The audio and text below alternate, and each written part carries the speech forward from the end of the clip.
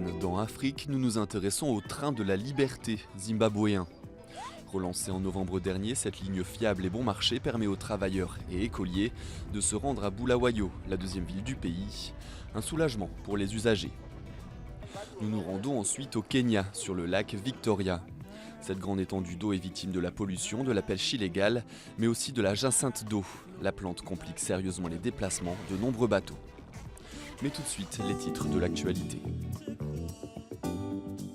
Muhammadu Buhari est réélu président du Nigeria pour un nouveau mandat de 4 ans. Le président sortant qui se présente comme le grand pourfendeur de la corruption et celui qui vaincra Boko Haram a récolté environ 56% des suffrages contre 41% pour son rival Atiku Abubakar. Tous les Nigérians qui vont de l'avant doivent s'unir dans la fraternité pour assurer un avenir brillant et satisfaisant. Si les deux principaux candidats avaient promis d'accepter les résultats du scrutin, l'opposition crie à la tricherie et à la manipulation. Elle dénonce les chiffres de la commission électorale. Cette année, cela fait 30 ans que je participe à la lutte pour la démocratie au Nigeria, mais c'est la pire élection en 30 ans. Le chiffre le plus marquant de ces élections reste le taux de participation, qui dépasse à peine les 35%. Autre élection majeure du continent cette semaine. Au Sénégal, Macky Sall garde également son poste de président. Le chef de l'État sortant a remporté la présidentielle de dimanche dernier dès le premier tour du scrutin. On est fiers aujourd'hui, très fiers de notre prestation, mais aussi très fiers de cette victoire qui, près de 2 544 000 voix, montre encore une fois que le président est aimé par son peuple et nous allons continuer avec lui les 5 ans pour pouvoir développer le Sénégal. D'après les chiffres annoncés par la Commission nationale de recensement des votes, Macky Sall a obtenu plus de 58% des suffrages, loin devant l'ancien Premier ministre Idrissa Seck et le député Ousmane Sonko, qui ont récolté respectivement 20% et 15% des voix. Le candidat sortant a confisqué la volonté du peuple sénégalais et sera seul à assumer les conséquences face au peuple et face à l'histoire. Macky Sall, 56 ans, dirige le pays depuis 7 ans. À compter de cette année, le mandat du président au Sénégal a été ramené à 5 ans. Au moins 22 personnes ont été tuées et 41 autres blessées mercredi lorsqu'un train s'est encastré dans un mur de la gare centrale du Caire.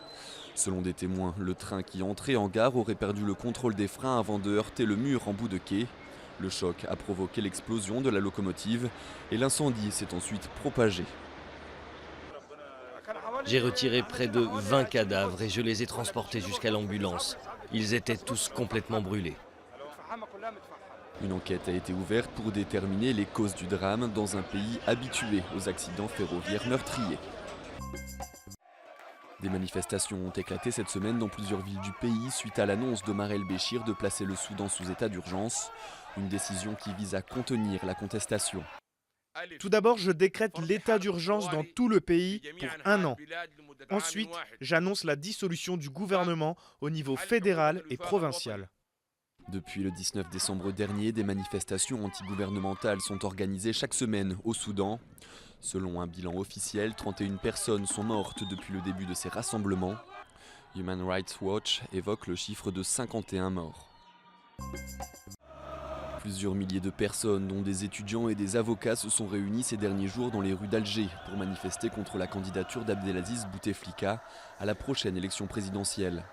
Malgré son état physique diminué, l'actuel chef d'État algérien brigue un 5e mandat, 20 ans après sa prise de pouvoir. C'est vrai, on lui reconnaît beaucoup de choses, il a travaillé, etc. Mais il est temps qu'il parle, parce qu'en principe, il est dans l'incapacité totale de tout le monde le sait. Et où justement, il y a certains pays pour lesquels l'Algérie est devenue une risée. Jeudi, une centaine de journalistes qui se sont joints à la contestation ont effectué un sit-in dans la capitale algérienne afin de protester contre la censure du gouvernement. Une dizaine d'entre eux ont été arrêtés avant d'être libérés.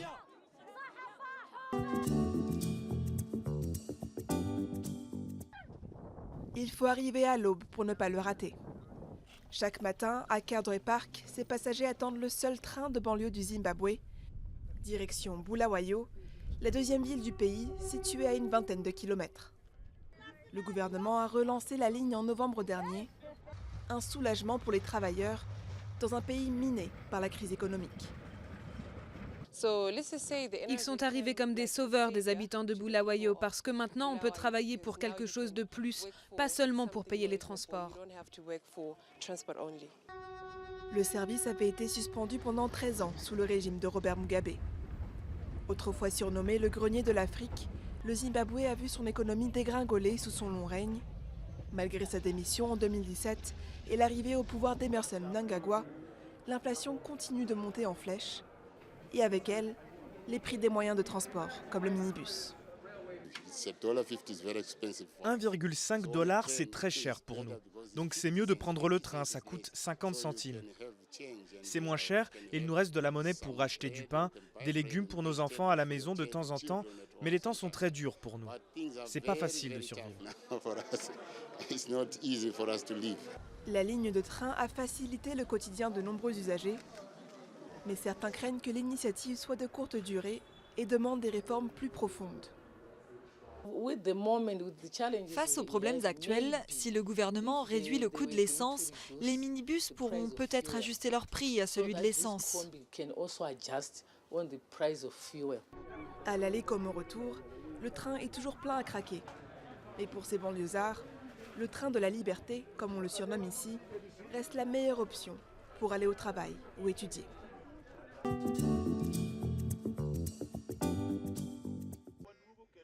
Les filets dans les bateaux, les pêcheurs sont prêts à prendre le large et pourtant, impossible d'aller pêcher aujourd'hui. Un épais tapis vert de jacinthe d'eau recouvre le lac Victoria. Cette plante aquatique originaire d'Amérique du Sud est apparue ici au début des années 90. Depuis, ce fléau complique gravement les déplacements des nombreux bateaux de pêche.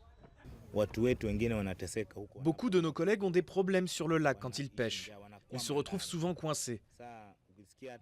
Récemment, on a dû faire appel à un hélicoptère du gouvernement pour secourir des pêcheurs coincés sur le lac. 3 pays bordent le lac Victoria, la Tanzanie, l'Ouganda et le Kenya. Du côté kényan, la jacinthe d'eau recouvre 17 000 hectares, soit près de 5% de la surface totale du lac. Autant d'espaces inaccessibles aux pêcheurs qui s'appauvrissent de jour en jour. Il y a moins de poissons dans le lac Victoria à cause des plantes aquatiques. Certaines personnes ont été obligées de ramener du poisson de Chine ou de l'élevage en cage parce que la demande est élevée mais l'offre très basse.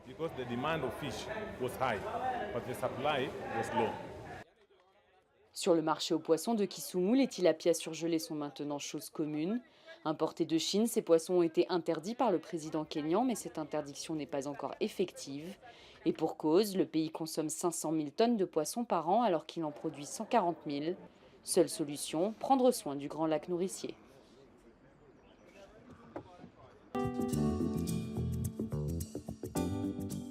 Inspirée par le mouvement #MeToo, 2 actrices, la française Nadège Bosson-Diane et la burkinabé Azata Soro, appellent à un mouvement similaire dans l'industrie cinématographique africaine.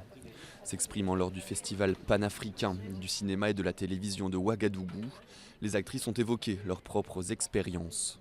C'est passé le 30 septembre 2017 et sur le plateau d'un tournage que mon réalisateur, où j'étais assistante, m'a agressée avec une bouteille de bière. Là, il m'a déchiré le visage. En lançant le mouvement #Même pas peur, elles veulent libérer la parole des femmes en Afrique.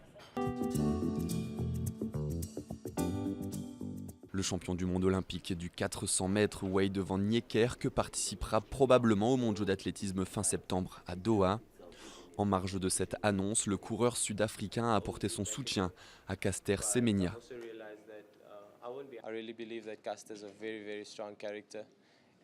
Je crois vraiment que Caster est une personne très forte et pour moi, en tant qu'ami, je crois que la meilleure façon de la soutenir est de l'encourager à mener ses batailles et de l'encourager à tenir bon en ce qu'elle croit.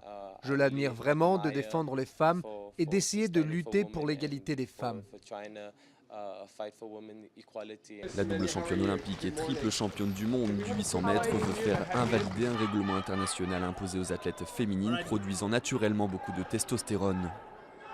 C'est tout pour cette édition d'Afrique, rendez-vous la semaine prochaine.